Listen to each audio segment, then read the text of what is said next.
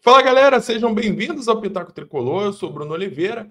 Hoje é dia 16 de maio de 2025, sexta-feira, o famoso sextor, e vamos falar muito de Fluminense no vídeo de hoje. O vídeo de hoje saindo um pouquinho mais tarde, mas estamos aqui presentes para trazer tudo sobre o nosso querido Tricolor, beleza? Então fica com a gente até o final do vídeo, roda a vinheta aí e deixa o seu like enquanto essa vinheta tá rodando, hein?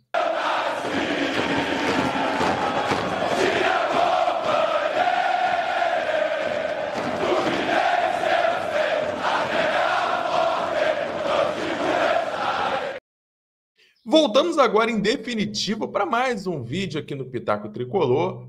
Repito, deixa o like de vocês, se inscreva no canal se ainda não for inscrito, ative as notificações e vamos nessa, né? Vamos começar falando sobre Copa Sul-Americana. O que temos a falar de Copa Sul-Americana? Temos a falar que o Fluminense não é mais o líder do seu grupo. O Once Caldas ontem bateu o San José da Bolívia por 2-1, jogando em Manizales. O Once Caldas abre o placar, o San José chega a empatar no segundo tempo, mas o Once Caldas pula na frente de novo, garante 3 pontos, chega a 12 no grupo, deixando o Fluminense na segunda colocação com 10. Então, para isso, agora precisamos ganhar do Once Caldas para poder voltar à ponta e classificar diretamente para a segunda fase. Então, meus amigos, teremos final, né? Olha que fase, uma final contra o Once Caldas para decidir o líder do grupo, né? O Fluminense já poderia estar classificado já antecipadamente, mas o Renato Gaúcho, com suas aventuras, deixou para ter emoção, deixou para a última rodada, né? Então, o próximo jogo contra o Once Caldas vai ser no dia 29 de maio, né? Então, estamos falando daqui a 13 dias. Vamos falar agora sobre um jogador que já foi muito pedido, um jogador da base, jogador de Xerém, que já foi muito pedido pelo torcedor aqui no elenco profissional do Fluminense e que está de volta. Estamos falando de Iago Ferreira. Você lembra dele? Iago Chuchu, o filho do Iranildo, né? Jogador que é daquela geração ali na época do Martinelli, do André, né? Do João Pedro.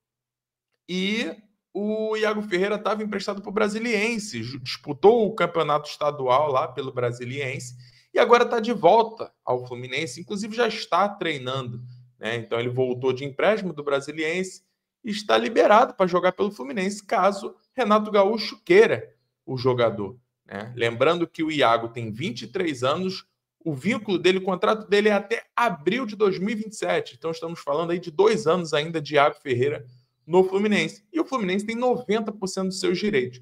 É um meio-campista ali, um camisa 10, né? Um jogador canhoto e que.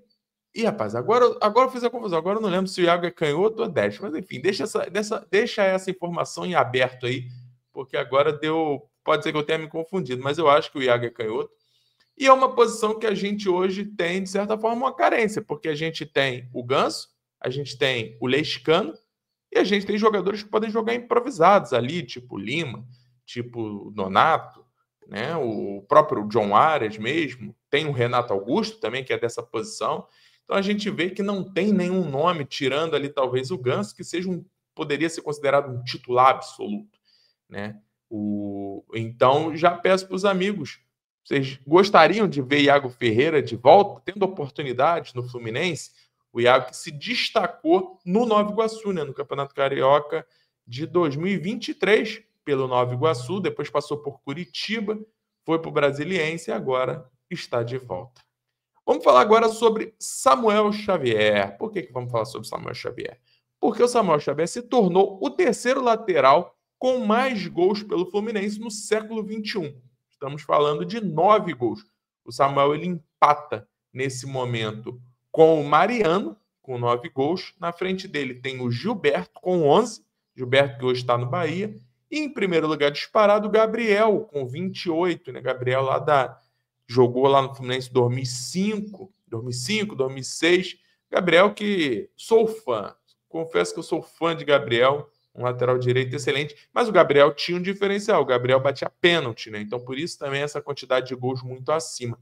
E o Samuel Xavier ele vem se destacando, voltou a ter uma boa fase agora com o Renato Gaúcho, jogando com mais liberdade, conseguindo encostar para fazer aquela dupla com o John Arias pelo lado direito, está conseguindo entrar como elemento surpresa na área. Então, já fez 2 gols agora com o Renato Gaúcho. Então, é um jogador que tem crescido muito. Talvez seja um dos únicos aí dessa era Renato que subiu de produção. Então, temos aí Samuel Xavier, que provavelmente agora é titular absoluto do Fluminense, né? Parece aí que deixou o Guga para trás, entrando nesse top 3 aí de maiores goleadores da lateral no século XXI. Beleza? Vamos falar agora sobre Canóbio, gente. Canóbio que teve no jogo contra o União Espanhola uma lesão no osso zigomático, né? Foi uma cena até muito chocante. Ele bate rosto com o goleiro do União Espanhola. Quando ele vai para o banco, a gente vê o afundamento do lado esquerdo, no caso, lado esquerdo, né? E ele vai ser operado amanhã. Vai ser um procedimento cirúrgico. Ele vai ser operado amanhã e a expectativa é que ele volte antes do Mundial de Clubes. Ah, Bruno, mas é muito pouco tempo. Mas aí a gente, se for comparar um caso parecido, a gente teve o Rafinha no Flamengo em 2019. O Rafinha perdeu apenas 2 jogos. Foi uma lesão idêntica do Canóbio e ele perdeu apenas 2 jogos, né? Então, se a gente for considerar o tempo que o Rafinha ficou lá em 2019, a gente está falando aqui que o Canóbio pode voltar no jogo contra o Once Caldas, na decisão do grupo da Sul-Americana, jogo que está marcado para o dia 29 de maio, como eu já falei, daqui a 13 dias. Ou então no jogo contra o Internacional, que é no jogo primeiro, que acontece no 1º de junho e que vai ser o último jogo do Fluminense antes de embarcar para o Mundial. O Fluminense que estreia, né, no Mundial no dia 17 de junho contra o Dortmund, ou seja, daqui a 1 mês e 1 dia. Então, a gente está falando aqui, depois do jogo do Internacional, a gente vai ter 16 dias de preparação para a estreia, né, da competição. Então, uma boa notícia, né? É uma boa notícia. É um jogador a menos no momento, que é mais um jogador lesionado, mas não é uma lesão que vai fazer ele perder tantos jogos ou perder tantos dias de treinamento assim, beleza? E vamos fechar o vídeo de hoje falando sobre John Arias, né? Esse fenômeno chamado John Arias. A gente não cansa, né, de falar de John Arias aqui, mas números estão sendo pulverizados, jogo após jogo, semana após semana, mês após mês. Arias conseguindo aí marcas importantíssimas com a camisa do Fluminense. Arias com assistência no jogo contra a União Espanhola, para o gol do Keno, o Arias chegou a 11 assistências no ano. Tá? E aí a gente está falando, amigos, se liga nos números, tá? 11 assistências, 13 grandes chances criadas, né? Que é aquela chance que poderia ter virado uma assistência, mas os atacantes não aproveitaram. 83 passes decisivos, 68 faltas sofridas. O que esses números aí têm em comum? Eles têm em comum que fazem do John Arias o primeiro entre todos os jogadores da Série A nesses 4 quesitos. Ou seja, o maior assistente, o maior jogador em chances criadas, o maior jogador em passes decisivos e o maior jogador entre faltas sofridas no futebol brasileiro na Série A. Tá? Além disso, ele tem 187 duelos ganhos. Isso o coloca como o 2º maior jogador do país nessa estatística. Comparando em números de assistência apenas no Fluminense atual, ele é em primeiro, disparado quase o triplo de distância para o 2º lugar, que é Gabriel Fuentes. Gabriel Fuentes tem 4 assistências, né? Então, se o Arias der mais uma aí, chega ao triplo de assistência do 2º colocado. E também é legal, outro número interessante, outra marca bacana que ele pode bater, faltam apenas 19 assistências para ele se tornar o líder nesse quesito no século XXI no Fluminense. Né? Olha o grau de representatividade disso, né? A grandeza que o John Arias alcança com a camisa do Flu a cada dia, a cada mês, a cada jogo. Em primeiro lugar é nada mais, nada menos do que Dario Leonardo Conca, que tem 71 assistências em 272 partidas pelo Fluminense. Arias tem 53 em 219 jogos.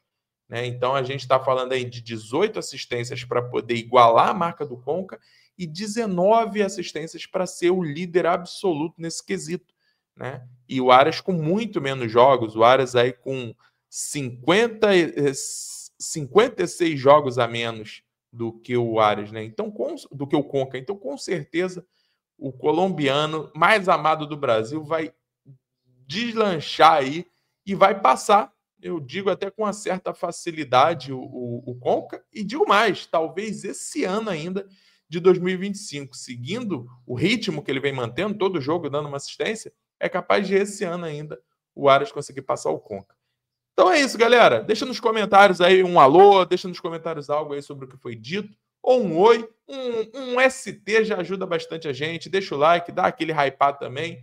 E é isso, amanhã estamos de volta aqui para mais Fluminense. Fiquem bem, saudações colores e até a próxima. Valeu!